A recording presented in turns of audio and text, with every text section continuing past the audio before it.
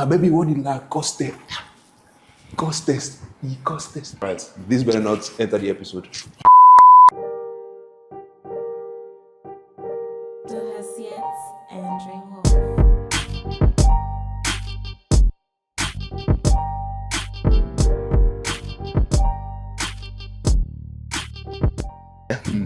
Allow me to officially introduce you to the podcast. So, hi guys. We're coming to you live from Let Me Land, and we have our second guest, Dr. Oniu, Mr. Somto Madueke. It's good to have you. It's good to have you.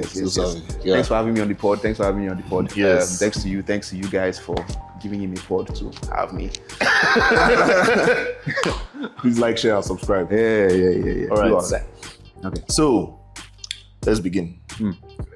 When I decided to invite you for this episode, at the back of my mind, I was just thinking, on this particular topic, Somto knows quite a bit about himself and about me, and I know quite a bit about him. So self-destructive relationships, you already know what we're trying to do here. Yeah. So we'll try not to get too into the technicalities of the who, why, what, when, and where. Yeah. But not get into them. Yeah. But by the grace of God, we will land. We will have to land, or else our producer will have an issue with us. We must land. Yeah. All right. So, do you want to tell us a bit about yourself and why you're qualified to talk about self-destructive relationships? Okay. So he's done a sensible enough introduction. My name is Somto. I've lived a life. I've gone places. I've done things, and the accent is coming out. Yeah, it should. Because when I'm trying to get back into my philosophical vibe. Yeah, philosophical vibe. Back into my deep thinking cruise. It helps to kind of synchronize, not even synchronize, order my thoughts in such a way that just let the podcast just flow. Are your babes aware of this? Oh no, that's those are the main culprits. Really? When I'm trying to talk, they bring out that side of you. Hear me. Yeah, the intelligence ones. I'm trying to tell you something. Yeah. Wait, it's all right. So what was I saying? Where did I stop? So yeah, I've had a bunch of experiences with people, things, yourself. Express yourself. And I don't think I'm especially uniquely qualified to speak on this. I think I am qualified, but I do have a very unique experience or a very unique viewpoint. And I think that's what's going to make this an interesting conversation to have, because for most of these experiences that I'm going to talk about, you've either been a part of or you've had first-hand knowledge, and vice versa for me as well. Because for most of your experiences, there's a lot of context. Yeah, there's very a lot of overlap. You get me? So I've been on hand. I've been on hand whatever happened. You'll be identified as a co-conspirator. I have first-hand knowledge.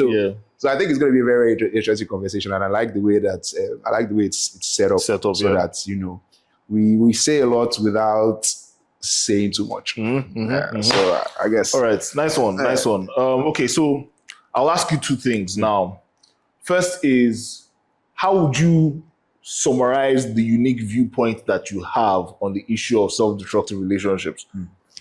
And then the second is, in your own experience, how would you, there's the viewpoints that you have, and then there's now the definition, that there's your conclusion of what a self-destructive relationship is, pretty much. So how do you explain that?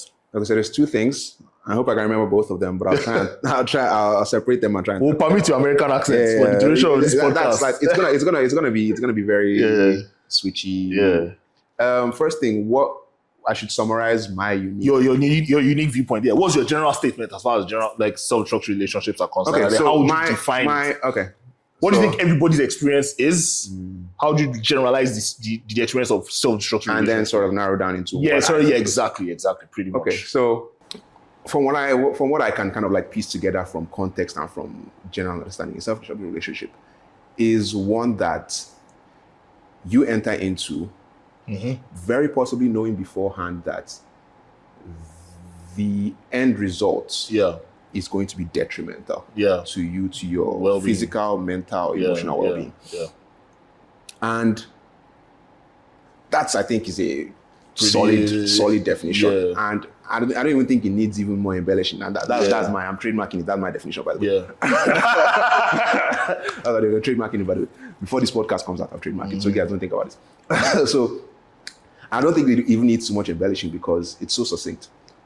It is a relationship that you enter into either with a person, a substance, an item, a concept, a whatever. An experience. That either whether you know beforehand getting into that relationship or whether you don't, that the outcome or the end goal or the end result or the final stage of that relationship is you being in a worse off place.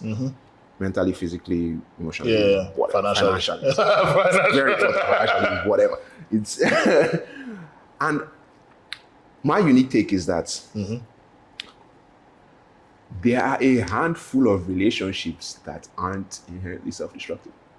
I think we only that are not inherently self-destructive. I think we essentially, if you're a spiritual person, if you're a religious person, I think the only relationship that we can kind of look at and say, this is not a self-destructive relationship, is the relationship that you have with a sort of higher calling, higher being, with God. With your God. As people like to as God. Yeah, with God. So I think, look from my lens, looking at it, that's kind of the only relationship. Not the only one, but like one of the main ones I think that is not inherently self-destructive in some way, shape, or form. Yeah, because if you take a broader view and if you look at like relationships that humans enter into in general, either with, let's do humans with other people. If you're entering into a romantic relationship, more often than not, you are going to live worse off. Yeah. More often than not, you are just as likely to end up. You are more likely to end up. You are more likely to end up in a worse off place mentally, at the very least mentally. Very often also financially and emotionally. And then also in some cases, depending on the kind of person. Physically. There could be some elements of abuse and all that kind of stuff. Fine. So like in most of the relationships we enter with other people, very, very, not like very, but they're base level self-destructive. Yeah, because I think it has something to do with the inherent nature of what a relationship kind of is that you're kind of giving a person some level of access or some level of ability to be able to cause you harm. That's what the trust is. That trust that you invite into that vulnerability. Is like, I'm inviting you to this circle because I like you as a person. I trust you. And that trust enables me to give you this access to information or to things that could harm you. So on that level alone, it's already very, very potentially self-destructive because you're giving somebody the keys or and it doesn't even have to be a romantic relationship. Friendships even. If you invite somebody over to your house who you think he's a cool guy and you guys get along, but you don't know their intentions or whatever. That kind of thing. It's also the same. It's also similar in that sense that you've given that person access, or you've given that person trust, or you've given that person vulnerability or an ability to harness control your outcome. Control an outcome or a situation in your life. So the inherent nature of relationships is one of, it's potentially self-destructive. Yes, it's almost entirely. In fact, it's if you are it's almost like a one-off, not like a one-off, but it's rarer that relationships don't turn out bad, and I'm including friendships because a lot of times when people are celebrating, like when you see old people celebrating, like their anniversary, their long friendship, they celebrate long friendships because this person has, been with my friend for 20 years, 30 years. That is, and you see those people that they've been friends with for 20 years, they're like two people, 3 people, max. You get me? So, and you can't tell me that they've only been friends with, or they've only met 3 people. Exactly. So, that means the majority of the people that they met, or the majority of the relationships and friendships that they've entered into, ultimately were detrimental to them. Because they had to cut those people off. Or they had to realize that this thing is not benefiting my life, and kind of move away or cut that person off or do whatever. So That's a tough one. Yeah, exactly. That's why I think it's gonna be tough to. Not even tough. I think it's gonna be interesting to carry on with this conversation, especially through this lens, because now that I've kind of introduced you to this concept that, okay, plot twist, most relationships are actually self-destructive. What we should not even be talking about is how to even find one and how to, how do you identify one that won't be self-preservative rather than self-destructive? So I think this is going to be a very, very interesting lens to kind of look at the situation with. I think after we've kind of had most of the conversation, kind of look back on the conversation as well with this lens in mind. Yeah, I think it'll be cool. So, okay, that's fantastic. That's my Fantastic. Take. Good stuff. So let me first confirm your landing on this point. Yeah. First of all, you're saying that the circumstances that define like how we see relationships, the circumstances that actually guide what we consider to be relationships are self-destructive in nature, because it is in that access, it is that vulnerability, it is in that control of your situation that you're placing in the hands of somebody else, that it could just as, or it is more likely to be to your detriment. Because I mean, the heart of man is desperately wicked, as we like to say. My brother. The second thing is that in your own unique experience, or your own personal definition of what you can now consider to be a self-destructive relationship, it's like you see something that's either before getting into it or in the experience of in the experience of it, you realize that this could actually be detrimental to you, and you still go ahead with it, pretty much. Okay. So this take now, not even a take. Okay, so this we've now entered into, gotten further into the conversation, and this is where I kind of like to differentiate between a self-destructive relationship with a person and a self-destructive relationship with a thing or a substance. No, because the key differentiators there are like, most of the time if you're in a self-destructive relationship with a person, there are two parties, or there's blame can fall on both sides. There's fault and responsibility. Exactly. There's plenty place to kind of like spread the blame. Where if it's a self-destructive relationship with an item, with a device, with an inanimate object, pretty much. And that's all on you. Yeah. Because you're making those decisions. Because you cannot tell me that throughout the duration of your attachment or of your relationship with this item or with this thing, that you hadn't considered or just compare your state of pre and during, or pre and post, or whatever.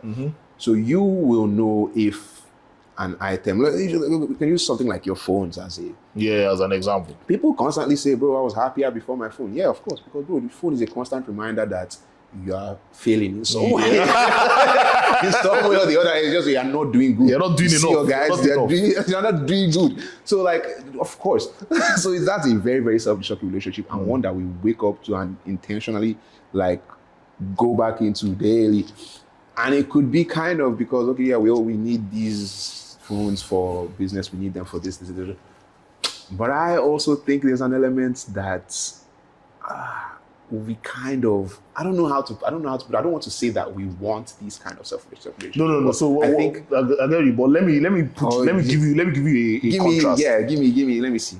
So on this phone matter now, you have what you consider to be the self-destructive relationship with phones, or things that can easily fall into that bracket, right?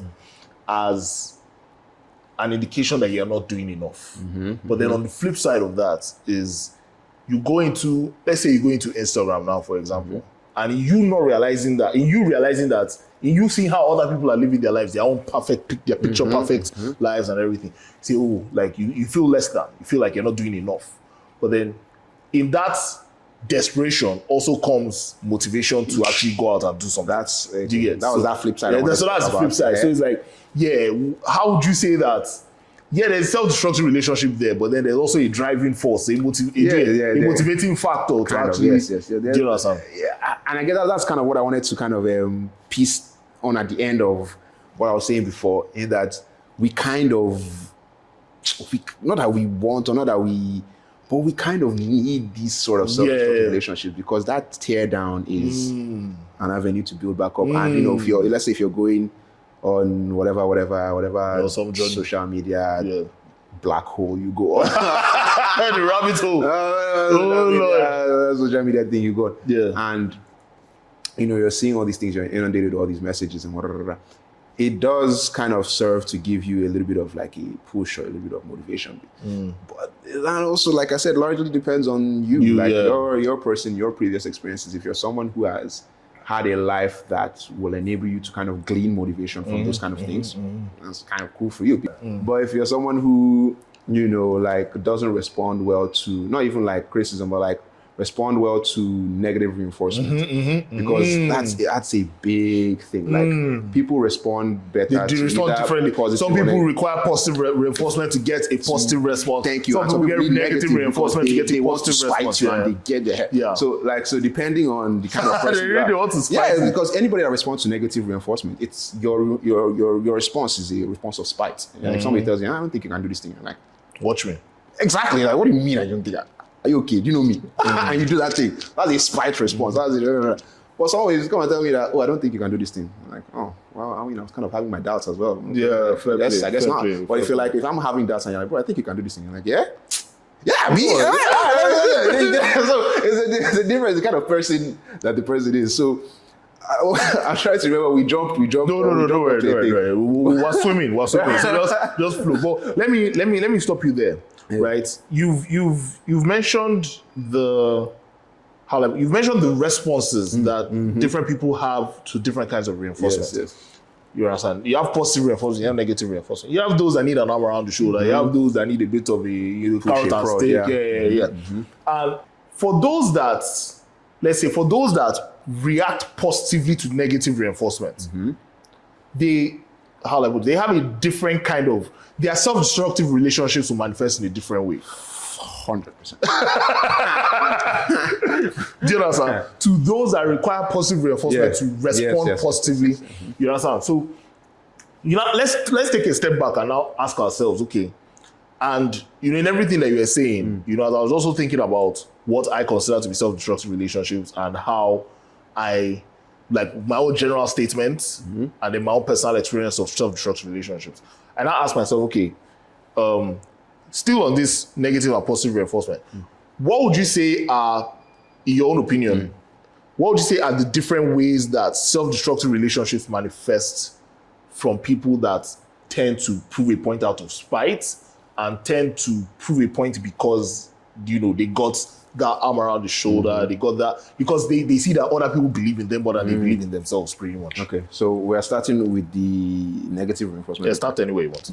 Okay, so how I think a self-destructive relationship would manifest in somebody like that would be... Can we just establish that for the rest of this episode, we're going to call self-destructive relationship SDR. Man, because it's SDR. Long, bro. You know, so we're discussing SDRs. Yes. So from now henceforth, we're referring to that. SDR is a self-destructive relationship. Yeah, because I can't keep saying that. Okay, so how an SDR would kind of manifest? I like sound. Yeah. Fresh that. Okay, so how that would manifest in somebody who... who is sort of like that kind of negative reinforcement. Yeah, response positively to negative reinforcement.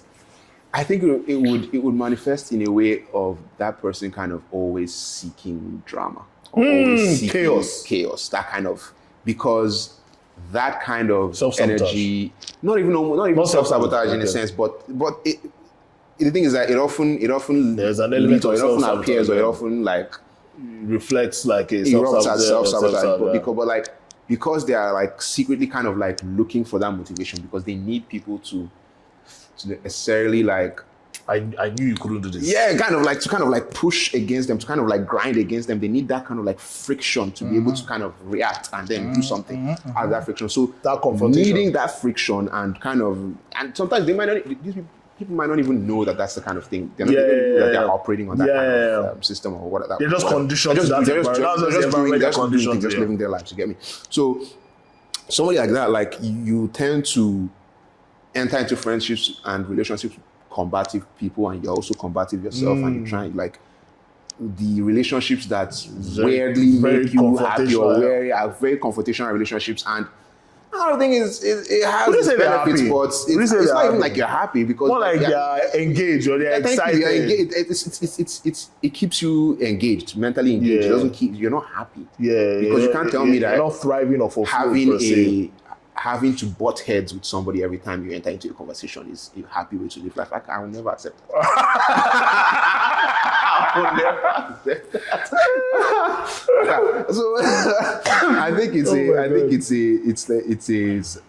it's a fault of conditioning. That's the life you know, and you don't even see it as that you're intentionally entering relationships with people. But if a lot of people don't take a step back from their life, I think a lot of people don't even know how to take a step back from their life and like look at your life objectively. But if you were to look at your life objectively and to see the kind of relationships you fostered up until this point, and you see a pattern of everybody that you talk to, everybody that very argumentative, very it's not this guy again. This is my baby again. It's not my baby. Everybody. It's everybody's fault. Everybody they fight you. I think, and it's all their fault. It's always them. It's always them. They always do you something. Yeah. No, I think you need to kind of step back, take a nice little retrospective look at your life, and like understand that, okay, this is what's causing these things. Like, I'm entering into these relationships that are going to be bad for me because of the only way I know how to kind of like either feel like I'm progressing or feel positive is to win these arguments. Let me tell you what they're doing. It is the only way they know how to stimulate their nervous system. Yeah, to win these little battles, to win this, to find a battle you understand? And I think, just like you said, they might not be doing it from a place of self-sabotage intentionally. They might not be doing it from a place of, they like just needed to take that step back. Everybody has a nervous system. They forget about what they taught you in school as what your nervous system is. You understand? Your nervous system is essentially how your senses react to stimuli. Do you understand? And that affects that, that manifests in both the physical, the mental, the emotional, the financial as well, the psychological, everything. But when you now look at someone that's in this, as we have established, okay, negative reinforcement, positive response in terms of going out to do something. But then the environment that they now need to thrive in is a confrontational, is chaotic, pretty much. You understand? It's something that requires them to be initiated. Real. Requires them to be initiated.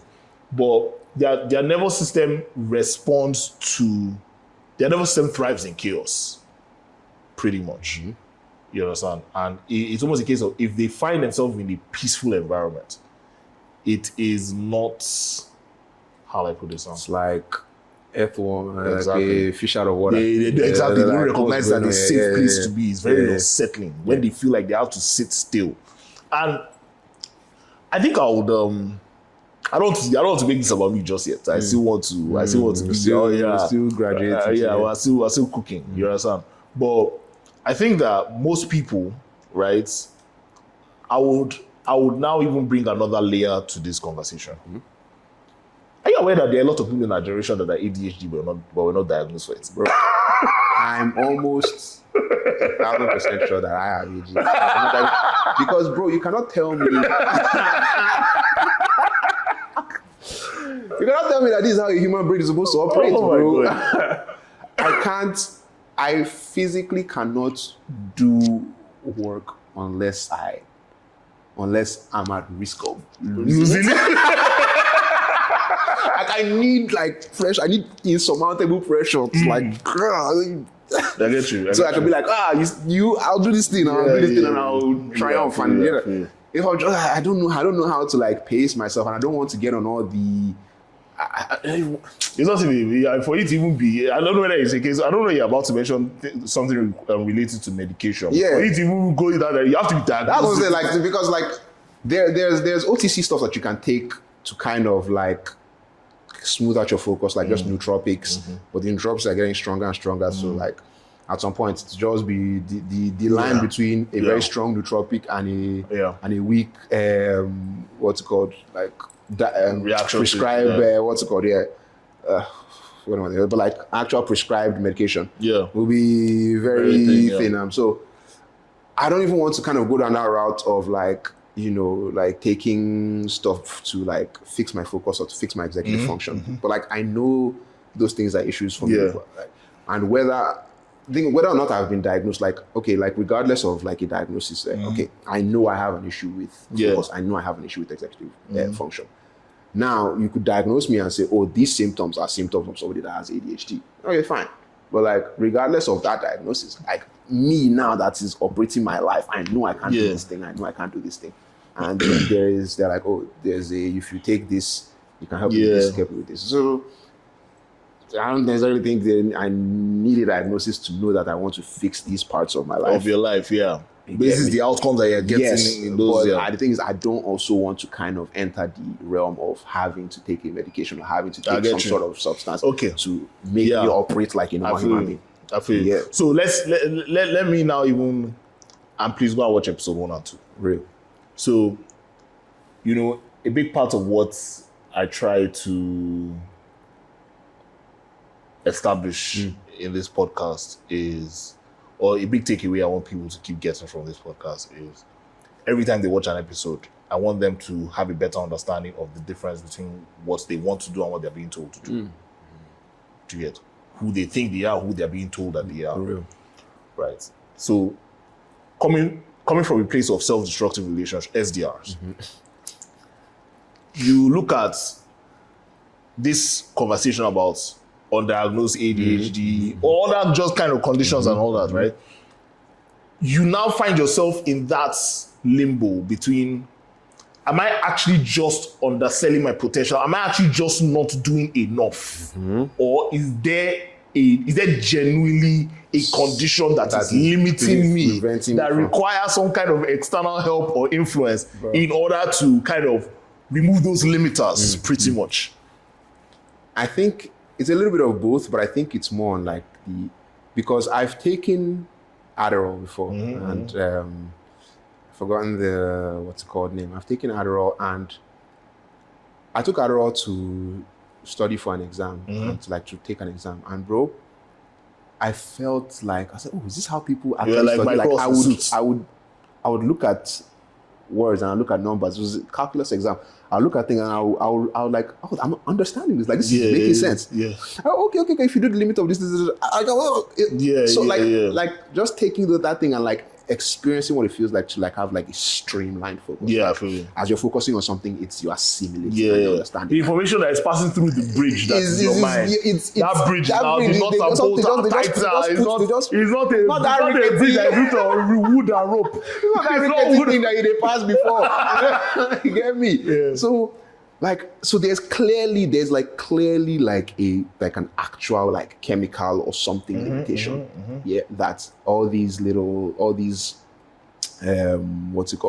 medication can fix. But then I also feel like people are always like, willpower. This. I feel like there is willpower thing. Keep going. Your mind is that. In fact, let me not even get it.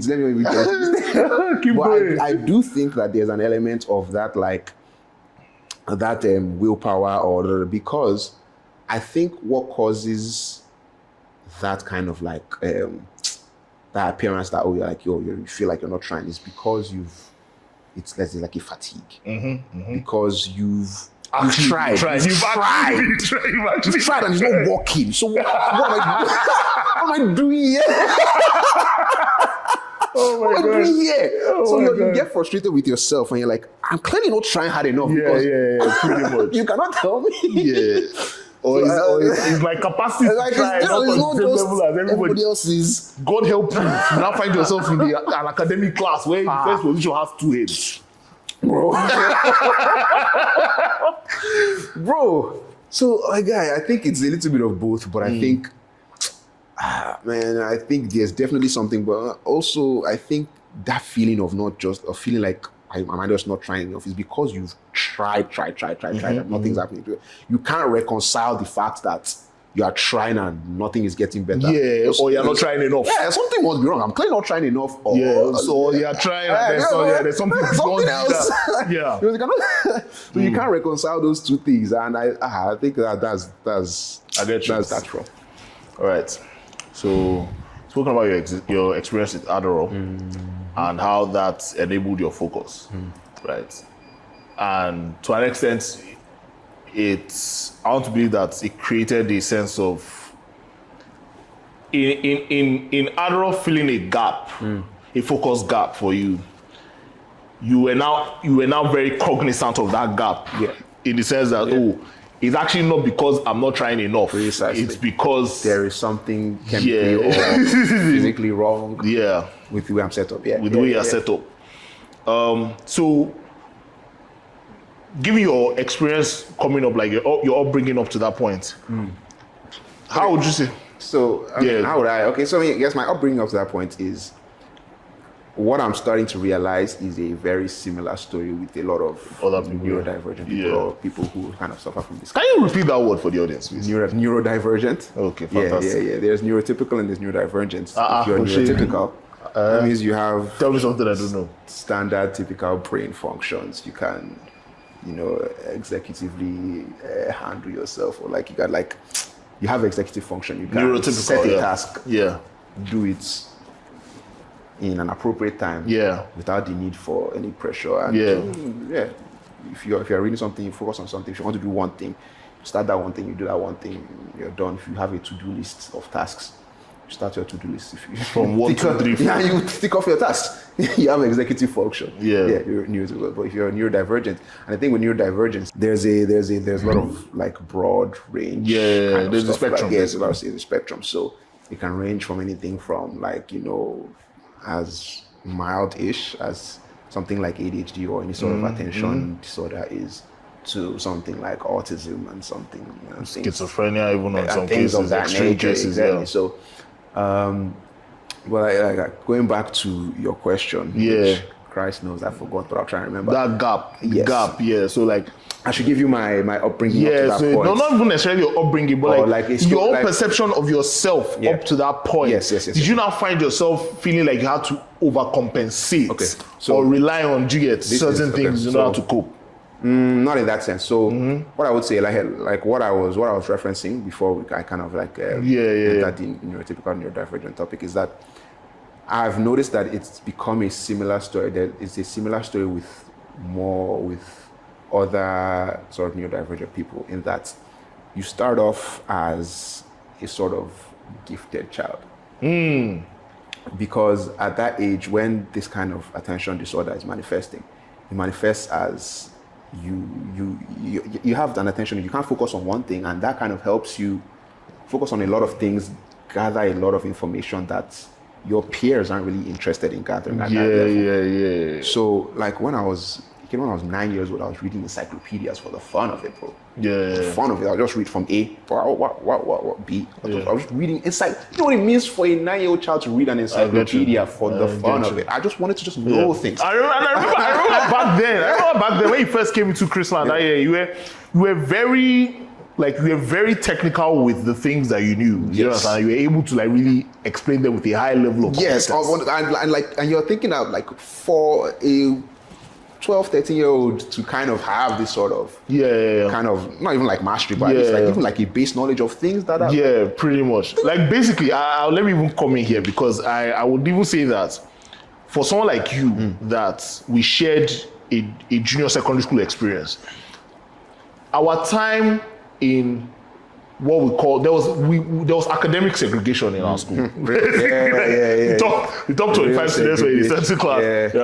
And in JS1, JS2, JS3, it is a bit easier to kind of flow. It's a bit easier to hang around with your innate intelligence, which was a lot of us went with.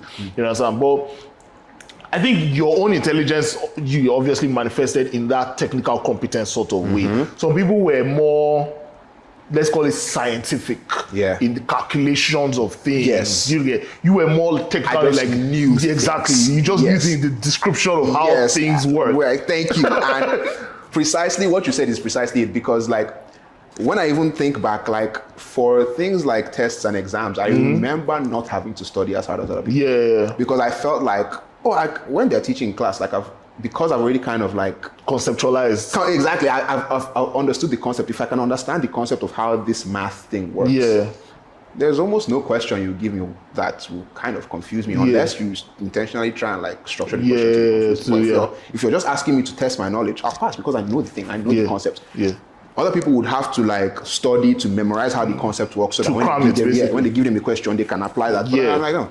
I mean, if we have 4 of this and this, because of the way this thing works, we are going to have this. But people have to be like, okay, no, we have 4 of this. So okay, this guy has told me. So even if your answer is wrong, even if your final answer is wrong, your concept, the way you have, your process, the way you have, answers are never wrong, because like you said, like we were segregated into the top,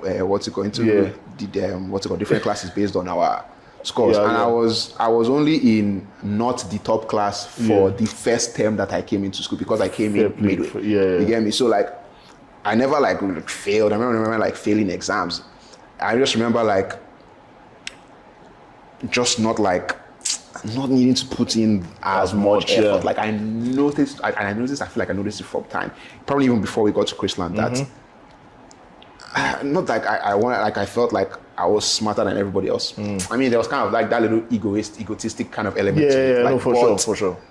Unlike a regular, like, a lot of people build their entire identities on that ego. But like on an introspective scale, I was like, okay, I've noticed that I have this sort of like advantage. Yeah. And I'm like, okay, what's the best way I can use this? What was the best way I can capitalize on this? And the best way I could capitalize on it was to chill, like to rest. I'm like, so other people would have thought of different ways to capitalize on that kind of early advantage. Pretty much. My way to capitalize on it was, that means I don't have to do as much work. Fair play. You're a child, of course. I mean, fair play. I mean, rest, bro. Let me rest and play. You get me? So while and this is actually so hilarious, because I remember this. It was actually brought up in one of our parent-teacher conferences. And back in the day, it was brought up to my auntie, because I was staying in my cousins. I was staying in Legends. Yeah. So I remember one of our teachers brought up to my auntie that what's it called? That's this Somto.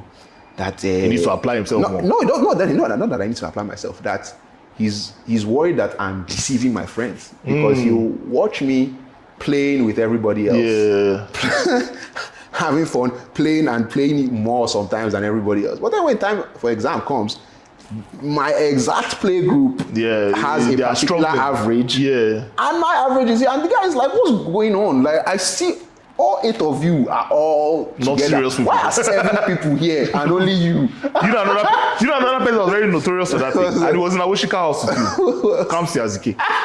No, because the thing Kamsi is that Kamsi actually would like, he would go and like, study quietly go and study. Bro, like I never, like the amount of study I study, that's the study I do, bro. And I felt like I didn't have to study as much, because I already had like a larger base knowledge than most people, and I could conceptualize things easier if I once I started like understanding the concept. That's it. Like I knew the thing. I could answer test questions. I could do it. So the teacher was confused. Like, I don't get it. And then my auntie was like, "Oh, what's this guy saying? That are you doing like you play with people and you're not gonna hide and read?" I said, "My guy, no, I don't even read. I don't read, bro. I didn't read. If I read now, I didn't read that you actually read. I don't even read, man. Like we're all playing. I just know the work. I just know what I'm I didn't read. I just know what I'm writing. So so kind of growing up in that vein, like I've always kind of like felt like there was a difference. Starting out as a gifted child. Yes, I really like that you put it that way. Precisely. So starting out as that kind of gifted child, and then the thing is, it's a double-edged sword. So the positive part of starting out as that gifted child is like, it kind of helps your confidence coming up. It shows you what you're capable of in the midst of your peers. Fine, perfect. You're even taking the words right out of my mouth. Then the flip side to that is you then have expectations placed upon you. Yeah. Especially even as a young child, because as a young child, you have all the potential. Expectations that are placed on the baseline of you not having to try in order to be precisely. The thing is, like, they don't know you don't have to try. They don't know you don't have to try. They are placing expectations based on results they're already seeing. Like, oh my God, this boy can do this. He can do this. So imagine if you know how to try. But then I think also just another thing is that starting out as a gifted child and the way you've just described it could also serve as the foundation for that self-destructive relationship. Precisely, that's where I was entering. But precisely because I would look at it like it's one of those things where you're not having to try to be good. You settle for just being good rather than going for being great. Why do I need to be great and stress myself to be great when the benefits of being great and the benefits of being good are so marginal. What's the point of that extra stress? I'll calm down, I'll relax, take my time with my just you're okay. bare minimum effort. You're okay. I'm even slightly above. Yeah, slightly above average. You're above average. Yeah. 100%. I don't need to like press myself to be that much sweat better. and toil and punish your skin. Life is not a bed. I don't need that. You don't understand. I don't need that. And I realized from time that I don't need that. I realized on time that I don't need that. So that kind of like that it manifests weirdly as you kind of get older, because as you get older you've taken to heart all those expectations that are placed upon you. And you now you've also internalized that, you're different, you're special, because you can firsthand see your peers kind of struggling with the same stuff that is a cakewalk for you. But then when you not get to the point where you're struggling just like everyone else. Precisely. So it gets to a level where it kind of equalizes out, and it equalizes out right around college, when you start getting into specializing, because that kind of gifted child stage is because you have a more general knowledge of the world, a more general understanding of the world, a better general understanding of the world than your which peers. is actually just a reflection of your distracted nature and your desire to start things without finishing. Learning things, and you're just keeping all that information, keeping all that experience. But when you kind of get to college where they don't need you have to focus on one thing. You have to kind of like streamline into something. Pretty much. Then that nature becomes a hindrance to you, because you're like, oh bro, look at this thing I learned, look at this thing I can do. They're like, nobody cares. It's not relevant. We have this thing. It's not relevant to the all of us are going. We're going here. We're trying to funnel you into here. This doesn't matter. Yeah. So that kind of leaves you with a weird feeling of an emptiness. Yes, if you feel almost inept, because it feels like you are not prepared for this life. One of my biggest takeaways from just the education system, whether it's in Nigeria or just all across the world, I've come to realize that schools teach students what to think, not how to think. For sure. It is now getting to college and now having to professionalize yourself in a certain course. Then I realize that you have not been taught how to think, because you need to know how to think the course for you to contribute to the course. And I think another thing I will bring up, I think nobody is prepared for college. I think the whole kind of like high school system is such a flawed system, because it doesn't prepare. It treats itself like it's an end point in itself. It doesn't prepare you for it doesn't treat itself like a gateway. Yeah, it doesn't prepare you for a next step. It doesn't prepare you for it. It treats it as itself as this is it. Which is why a lot of people peak at high school. Yes. They build their entire identities around who they were in high school. Because it's especially at that age, and you can feel so final. You get me? Especially like having to like start up again and like do a university or do a. I don't think high school prepares you for college or prepares you for university properly in that sense. And I think, what's it called?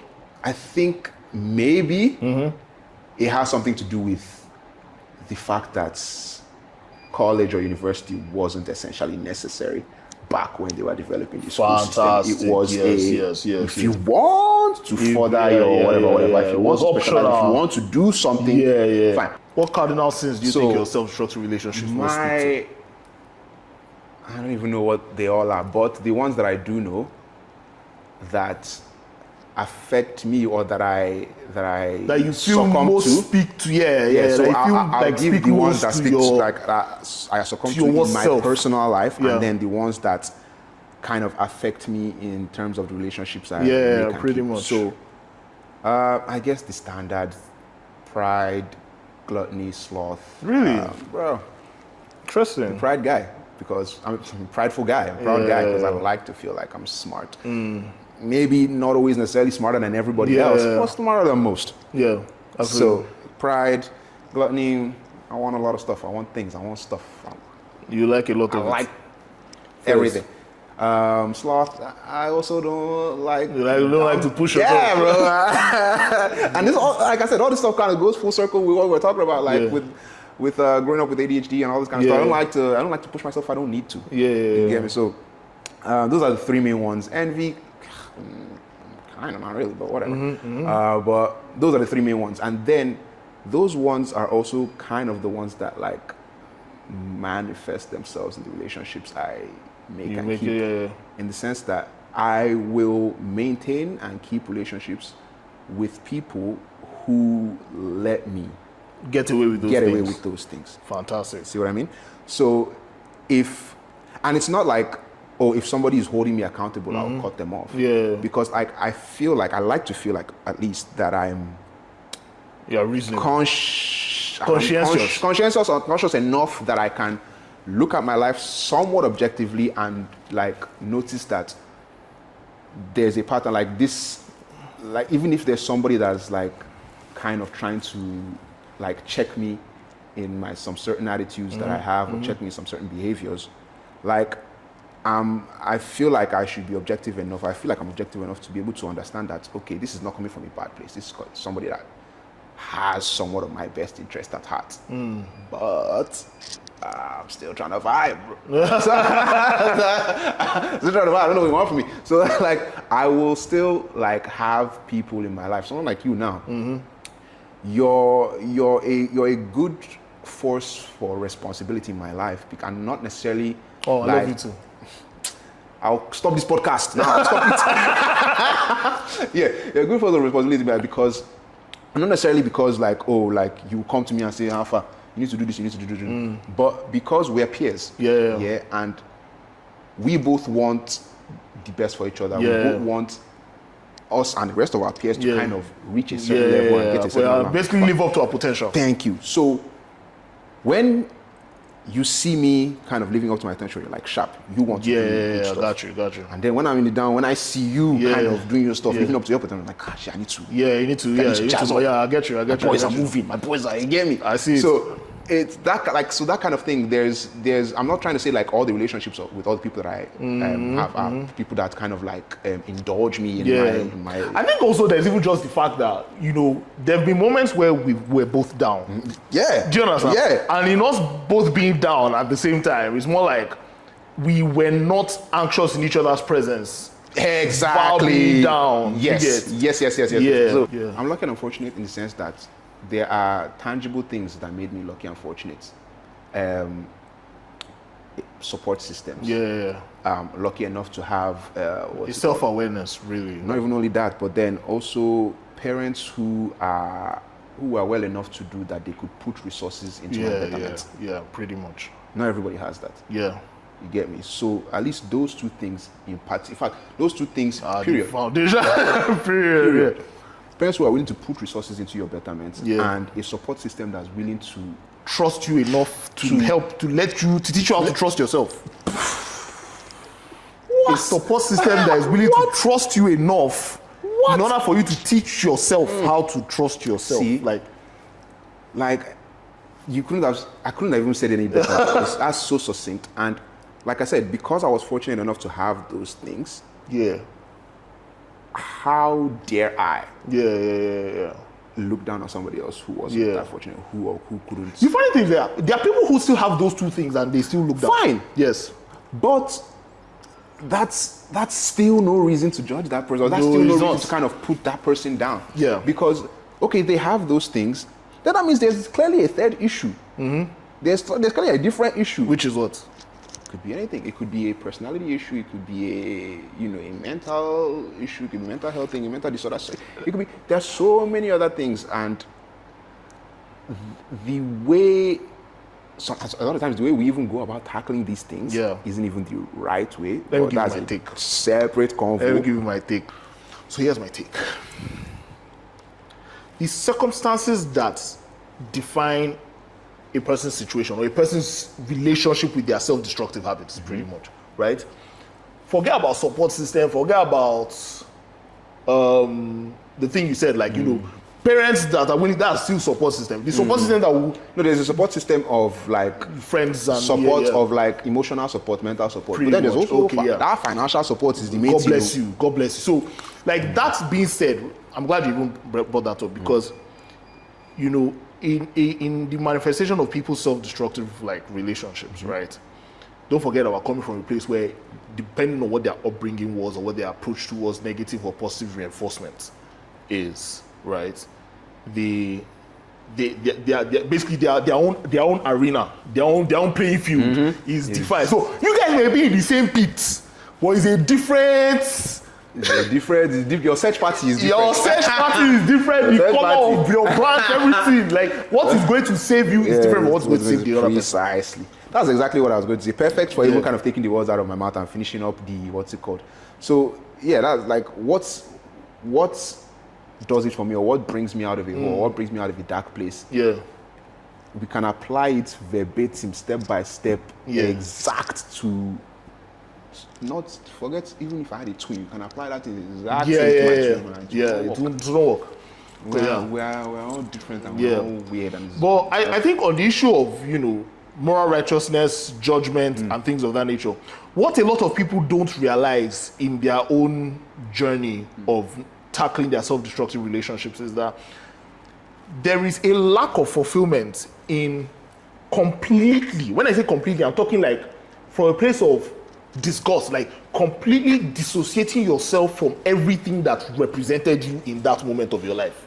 Fine. Do you understand what I'm saying? Because it's a case of you are condemning yourself. Yeah. And for everything that now kind of presents a reminder of that time or that period of your life, you condemn it as well. But then it's almost like you are still judging yourself. Yes. For being, for being in that circumstance.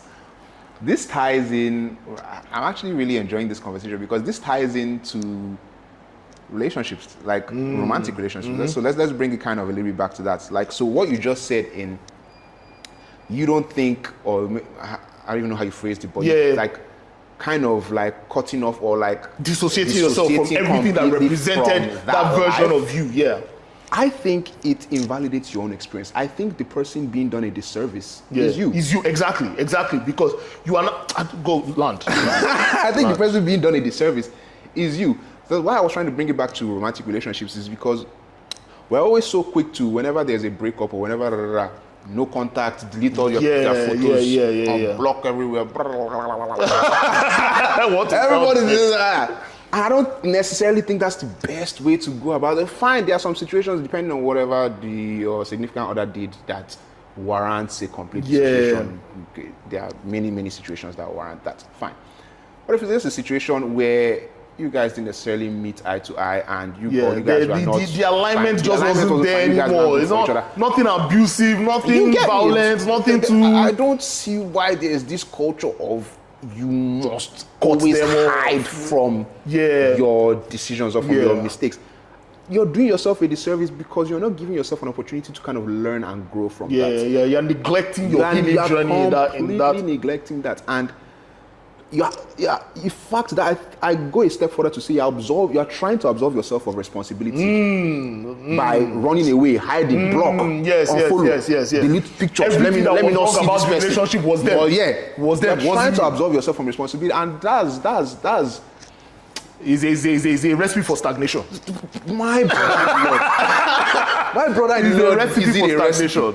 So I don't think that's the way to go about it, and I don't like that. That's the normalized way to go about it. Normalized way. I think people are very, very capable, and I can use myself as a case study. I think people are very, very capable being cordial. You don't necessarily have to be friends. You don't necessarily have to be romantic or whatever. Still, but you can be cordial. I think with someone who you've had a relationship with and it didn't work out, as long as it didn't end on any sort of abusive I think what a lot of people struggle with, and I know that I definitely struggled with this in the past, right, is finding that balance between, just like you said, being cordial and maintaining, let's call it, social distance. Now this is perfect, because what I was just even ruminating about bringing up is the reason why you feel like there's a balance to be had is because you haven't done the work to make sure that you're comfortable with why things ended. Yeah, exactly. If you're comfortable with why things ended, if there's, and I don't like this term closure, but for lack of a better term, it is what it is. If you've gotten some sort of closure about the situation, you wouldn't find yourself feeling, oh, should I go back to this person? No. When you, and that's the hard part. The hard part is that you have to kind of get into your own head and like fix your own stuff. Yeah, and be like, basically psychoanalyze. Yeah, you need to psychoanalyze because you need to come to terms that, okay, this happened. This is why it happened. Yeah. This is when it started happening. You don't even need to go that far because all those ones, they become unnecessary. You don't even know when. You don't need to know, but fine, like, this is what happened, this is why it happened. And, okay, as a result of these things happening, me and this person can no longer be on the same level that we once were. Yeah. I accept that because I have some work to do on myself. This. Yeah. Hopefully they can work on themselves. But you can still be cordial because you now hiding away means that you're scared that you fall back into the self-destructive pattern. You fall back into that you found yourself grasp. In while you were with that person. That just means you're not strong enough, or you're not sure enough in yourself. You're not mentally your strong capacity enough. to. You're not mentally. You're not convinced of your capacity to be able to move forward. That is why you cut off. That is why you run. That's why you are escaping with all this block. Delete picture, delete this one. Or maybe like they are just not ready to learn at that point. That's the thing. If saying you're not ready to learn is the same thing as saying you're not doing the work. You're not ready to learn. Homework. You're not ready to learn. They've brought a test. They brought a test in front of you. You say, I'm not ready to learn this test. You don't have a choice. The test is here. Oh my God, your time has counted. Pretty much. So I think it's a lot of the times it needs to be when all these kind of things, when these kind of fallouts, friendships or relationships, the first thing that needs to kind of go through your mind needs to be more introspective than it needs to be than figuring out what that person what's wrong with that person. It needs to be introspective, and it doesn't need to be introspective in the sense that you need to blame yourself. You're like, oh, I should have done this better. Fine, that's part of the you can get there. You will get there. But But the first thing is accepting that, okay, a decision has been made regardless. Whether it was them that made the decision or you that made the decision. A decision has been made, and whether or not it was for the best of reasons, a decision has been made. And you need to be assured and confident enough in yourself that you can move forward with that decision. Whether you made it or the other person, you can move forward with that decision and trust yourself that you've learned something from that situation, and you can carry on with life without needing to go back to that relationship for whatever you got out of it. Was it whether it's validation or whether it was enablement of your worst parts of yourself. That work needs to be done, and that's why I said it's not only about romantic relationships. So the introspection actually just comes in confronting what it was about you. And we are so scared of confronting ourselves because, and I can speak to this as well, we're so scared of confronting ourselves because once you confront yourself, you ever so slightly you crack the illusion that you've created for yourself, your safety, of what you are, for your sense of safety of who you are or what you are. So if you have this image of what you are or who you are as a person in your head, every time you do something wrong, every time you have to learn a lesson or you make a mistake, you have to confront a truth. You have to confront a truth. You have to confront something about yourself. You're cracking that illusion.